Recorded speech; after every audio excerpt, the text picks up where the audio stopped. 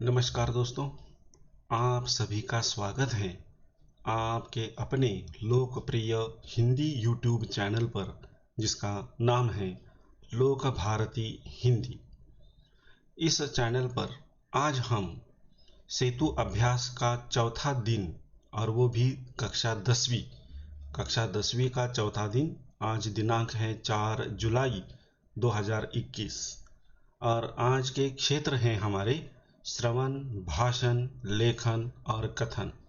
इन 4 क्षेत्रों का अध्ययन हमें इस कृति के द्वारा पूर्ण करना है। इसमें देखिए, सबसे पहले अपेक्षित कौशल कौन कौन से दिए हैं। पहला है स्वयं अभिव्यक्ति लेखन, दूसरा है विचारानुरूप परिच्छेद लेखन, तीसरा है विधा के अनुसार लेखन करना, और चौथा है स्वयं स्फूर्त लेखन करना, और पांचवा छोटी कहानी कविता लेखन। तो इसमें देखिए, जो 5 प्रकार के कौशल दिए हैं, इन कौशलों की पढ़ाई करते समय जो कृतियां दी गई हैं, इन कृतियों पर हम नज़र डालते हैं। तो सबसे पहले देखिए, आओ पता करें, यह कृति दी है। इसमें क्या किया है देखिए, अध्यापक एक मज़ेदार कहानी सुनाते अथवा कथन करते हैं। यानी अध्यापक को एक कहानी, और वो भी कहानी कैसी, मज़ेदार कहानी सुनानी है। और मज़ेदार कहानी सुनाने के बाद छात्रों से कहानी विधा के बारे में प्रश्न पूछते हैं। तो यह जो कहानी विधा है, एक प्रकार है। वह विधा का अर्थ है प्रकार। तो कहानी, यह कहानी जो बताई, वह कहानी, उसका विधा, उसका प्रकार कौन सा है, उसके प्रकार के बारे में छात्रों से जानकारी प्राप्त करते हैं कि छात्रों को कितनी जानकारी है कहानी के बारे में। तो ये पहले प्रश्न पूछकर प्राप्त करते हैं। आगे दिया है कहानी, कथा, उपन्यास और आख्यायिका आदि पर चर्चा करते हैं। कहानी किसे कहते हैं, कथा किसे कहते हैं, उपन्यास किसे कहते हैं। मराठी में जिसे कादंबरी कहा जाता है, वही हिंदी में उपन्यास बनता है या उसे उपन्यास कहा जाता है। तो इस तरह से आख्यायिका, इन बातों पर, इन प्रकारों पर चर्चा करनी है अध्यापक को अपने बच्चों के साथ। बाद में कहानी कल्पना शक्ति, नवनिर्मिति, सृजनशीलता के तौर पर कहानी के मूल तत्व का विस्तार करवाते हैं। जो कहानियाँ बतानी हैं, जो कहानियाँ लिखनी हैं, इसके लिए ज़रूरी है कि छात्र की कल्पना शक्ति और नवनिर्मिति, या जिसे हम कहते हैं सृजनशीलता, ये तत्व छात्र के अंदर होने चाहिए। अगर ये तत्व उसके पास हैं तो वह अनेक प्रकार की कहानियाँ तैयार कर सकता है और बता भी सकता है। उसे बिना कुछ पहले पूर्व कल्पना न देते हुए अगर हमने शब्द बता दिए, तो इस शब्द पर भी वह बड़े अच्छे ढंग से कहानी प्रस्तुत कर सकता है।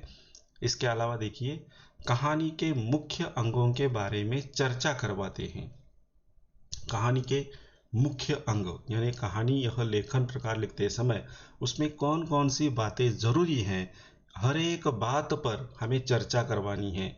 जैसे यहाँ पर नीचे दिया है कि कहानी के मुख्य अंग कौन कौन से हैं। सबसे पहले है शीर्षक, यानी सबसे पहले जो कहानी के ऊपर जो दिया जाता है, कहानी का नाम, शीर्षक जिसे कहते हैं, यह सबसे ऊपर आएगा। कोई भी कहानी बिना शीर्षक के नहीं होगी, इसलिए शीर्षक बड़ा ज़रूरी है। तो कहानी लिखते समय सबसे ऊपर शीर्षक देना ज़रूरी है। बाद में है कहानी के मुद्दों का विस्तार। अगर आपको मुद्दों के आधार पर कहानी लिखनी है, तो हर एक मुद्दे का विस्तार छात्रों को करना पड़ता है। कई बार ऐसा देखा गया है कि कहानी के मुद्दे जो परीक्षा में दिए जाते हैं, तो छात्र क्या करता है, बीच में जो खाली जगह होती है, वहां पर एक शब्द लिखकर, जैसे कि रिक्त स्थान की पूर्ति करो, इस प्रश्न के उत्तर की तरह वह लिखता है, जो कि गलत है। तो कहानी का वह मुद्दा है, उसका विस्तार उसे वहां पर करना है। ये बात अध्यापकों को बतानी चाहिए पहले कि कहानी इस प्रकार लिखी जाती है कि यह एक मुद्दा है और इस मुद्दे का विस्तार तुम्हें करना है। और अध्यापक छात्रों को ये बात बताते ही हैं, लेकिन छात्र उसकी तरफ ध्यान बहुत ही कम देता है। जो भी कहानी है, इस कहानी से प्राप्त होने वाली सीख या सबक वहां पर लिखना बहुत जरूरी है। कोई भी कहानी बिना सीख के, बिना सबक के नहीं होती। तो इस कहानी से प्राप्त जो भी सीख है उसे 1 या 2 वाक्यों में अंत में लिखना चाहिए। इसके अलावा इस कहानी के द्वारा प्रेरणा कौन सी प्राप्त होती है, कुछ प्रेरणा इस कहानी से प्राप्त होनी चाहिए। इसके अलावा कोई संदेश अगर वह पहुंचाना चाहती हैं तो यह संदेश भी इस कहानी में निहित होना चाहिए। तो इस तरह से ये कहानी के मुख्य अंग है, इनकी जानकारी पहले छात्रों को बता देनी है। इसके बाद इन अंगों के बारे में छात्रों के विचार या स्वमत जान लेते हैं। तो ये जो विभिन्न प्रकार के अंग है, इन अंगों के बारे में, कहानी के प्रमुख अंग, इनके बारे में छात्रों का विचार क्या है, उनका स्वमत क्या है, इसकी जानकारी सबसे पहले अध्यापक को कर लेनी चाहिए। अब कहानी लेखन के प्रकार यहाँ पर दिए हैं, देखिए। पहला प्रकार है असंबद्ध शब्दों के आधार पर, यानी 3 या 4 शब्द दिए जाते हैं और ये शब्द उनका कोई संबंध नहीं होता, तो ऐसे असंबद्ध शब्द के आधार पर कहानी लिखनी पड़ती है। ये शब्द आपकी कहानी में, छात्र की कहानियों में आने चाहिए, बहुत जरूरी है।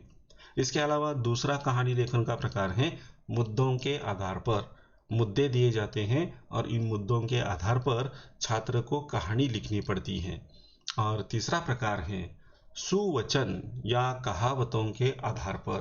तो कोई सुवचन दिया जाता है या कोई कहावत दी जाती है और उसके आधार पर छात्र को कहानी लिखनी पड़ती है। वैसे कहानी का एक और भी प्रकार है चित्र के द्वारा। छात्र को चित्र दिखाए जाते हैं और कहा जाता है कि इन चित्रों को देखकर कोई कहानी तैयार करो। तो इस तरह से कहानी लेखन के जो प्रकार हैं वो प्रकार यहाँ पर दिए हैं। कहानी के कुछ मूल तत्व होते हैं, वो कौन से हैं वो यहाँ पर दिए हैं, देखिए। जैसे कि पात्र या उनके बीच में होने वाला संवाद, प्रसंगानुसार उनकी भाषा, वातावरण, उद्धरण, ये विराम चिन्ह है, उद्धरण, विराम चिन्ह, और विचारानुरूप परिच्छेद, और अंत में सीख। ये सारे जो मूल तत्व हैं, इन मूल तत्वों को ध्यान में लेकर कहानी लिखनी है। कहानी लिखते समय पात्रों का चयन कैसे करना है, अगर गांव की कहानी है तो उनका संवाद किस प्रकार होगा, उनकी भाषा कैसी होगी, बहुत गुस्सा आता है तो ऊंचे स्वर में बोला जाता है। तो इस तरह से ये जो उदाहरण है, विराम चिन्ह है, और जैसे जैसे विचार होते हैं, इन अलग अलग विचारों को रखने के लिए अलग अलग परिच्छेदों का होना बड़ा जरूरी है। और ये सब कुछ लिखने के बाद अंत में इस कहानी के द्वारा प्राप्त होने वाली सीख वो भी वहां पर लिखनी है। अगली कृति दी है आओ सक्षम बने। इसमें एक कहानी दी है, कहानी पढ़ता हूं, ध्यान से सुनिए। हरिपुर गांव में कुछ लड़कियां थी। सभी लड़कियां पढ़ने में बहुत होशियार थी, लेकिन उस गांव में हर साल सूखा पड़ता था। अकाल के कारण पानी का दुर्भिक्ष होता रहता था। लड़कियां घर के कामों में हर दम सहायता किया करती थी। कभी कभी तो बहुत दूर से पानी लाना पड़ता था और इस कारण पढ़ाई के लिए उन्हें बहुत कम समय मिलता था। एक दिन एक लड़की कुएं में पानी निकालते वक्त गिरते गिरते बच गई। इस पर सभी लड़कियों ने मिलकर चर्चा की कि हम हरदम दूर से पानी लाते हैं, गांव में पानी का दुर्भिक्ष है। आज हमारी सहेली कुएं में गिरते गिरते बच गई। इस समस्या के लिए हमें कुछ उपाय खोजना चाहिए। इसलिए वह गांव वालों के पास चली गई। उन्होंने सारी कहानी गांव वालों को और मुखिया को बताई और उन्होंने कहा कि हम सभी गांव वालों से थोड़ा थोड़ा चंदा जमा कर गांव में ही कुआं खोद देंगे, पानी की बचत करेंगे और अपने ही गांव में पानी की सुविधा उपलब्ध करेंगे। देखिए कितनी सुंदर कहानी है। इस कहानी में एक समस्या है इस समस्या को हल करने के लिए उपाय दिया गया है। और इस कहानी को पढ़ने के बाद क्या करना है, देखिए, अध्यापक यह कहानी छात्रों को पढ़ने के लिए देते हैं। अध्यापक को क्या करना है, यह कहानी छात्र को पढ़ने के लिए देनी है और इस आधार पर अध्यापक कहानी के विभिन्न अंगों पर चर्चा करवाते हैं। अब देखिए विभिन्न अंग इसके कौन कौन से हैं। हमने देखा है ऊपर कि सबसे पहले कहानी का शीर्षक, तो इस कहानी को हमने पढ़ा सुना, तो इस कहानी को हम कौन सा शीर्षक दे सकते हैं, इसके बारे में छात्रों को पूछना है। तो अलग अलग प्रकार के शीर्षक यहाँ पर अपेक्षित हैं छात्रों से और छात्र ये बताते भी हैं कि इस कहानी को कौन सा शीर्षक अच्छा रहेगा। तो इस तरह से पहला अंग हमारा हो गया शीर्षक। अब इसमें जो अगला अंग, इस अंग पर हमें चर्चा करते हुए कि चलो इसकी मध्यवर्ती कल्पना क्या है। यह मध्यवर्ती कल्पना यहाँ पर छात्रों के द्वारा बताई जाएगी। इसके अलावा इस कहानी के द्वारा कौन सा सबक प्राप्त होता है, कौन सी सीख प्राप्त होती है, वह सीख यहाँ पर लिखनी है। ऐसे करते करते सभी अंगों पर हम छात्रों के साथ चर्चा कर सकते हैं। ऐसी ही अन्य कहानी कथन करने के लिए प्रेरित करते हैं। ऐसी ही मिलती जुलती कोई कहानी हो जिसमें समस्या का निराकरण किया गया है, तो ऐसी कहानी हम छात्रों के द्वारा छात्रों को कह सकते हैं कि अगर तुम्हें कोई इसी प्रकार की कोई कहानी मालूम है, पता है, तो तुम बता सकते हो। और छात्र कहानी बताते हैं। किसी से कहानी कथन तो किसी से कहानी वाचन करवाते हैं। किसी छात्र को कहा जाता है कि चलो तुम कहानी बताओ, तो किसी को कहा जाता है कि ठीक है ये कहानी है, इस कहानी को पढ़ो। और इस तरह से जो कौशल दिए हैं, इन कौशलों का विकास इसके द्वारा हो सकता है। अगली कृति दी है, आओ अभ्यास करें। कृति, अध्यापक छात्रों को शब्द देकर कहानी लेखन के लिए प्रेरित करते हैं। अध्यापक क्या करते हैं, कहानी लिखने के लिए शब्दों के आधार पर कहानी लिखने के लिए कहते हैं। शब्द यहाँ पर दिए हैं, मिट्टी, चांद, खरगोश, कागज। ये चार शब्द, इन चार शब्दों के आधार पर कहानी लिखनी है। जो मुख्य तत्व है, इन तत्वों को ध्यान में लीजिए और इन चार शब्दों के आधार पर कोई कहानी तैयार कीजिए। दूसरा है सुवचन के आधार पर कहानी लेखन। सुवचन दिया है, जैसे कि परहित सरिस धर्म नहीं भाई। परहित यानी दूसरों का हित, सरिस यानी जैसा, तो दूसरों के भलाई जैसा दूसरा कोई धर्म नहीं है, इस सुवचन का अर्थ होता है। तो ऐसे ही सुवचन पर कोई ऐसी कहानी जो कि यह अर्थ स्पष्ट करती है कि दूसरों का हित करने में जो धर्म है वह किसी दूसरे बात में नहीं है, यानी दूसरों का हित कीजिए, भलाई कीजिए, ऐसी मिलती जुलती कहानी यहाँ पर छात्र को लिखनी है। आओ सृजन करिए। निम्नलिखित शब्द अगर आपसे बातें करने लगेंगे तो क्या बातें करेंगे, यह कल्पना करते हुए कहानी लिखिए। अलमारी, गिलहरी, चावल के पापड़, छोटा बच्चा। अब ये बातें, ये जो चीज़ें यहाँ पर दी गई हैं, ये शब्द अगर हमसे बातें करने लगे, जैसे कि अलमारी हमसे बातें करने लगी, गिलहरी हमसे बातें करने लगी, चावल के पापड़ वो भी हमसे बातें करने लगे और छोटा बच्चा हमसे बातें करने लगा, तो इसकी कल्पना करते हुए आपको कहानी लिखनी है।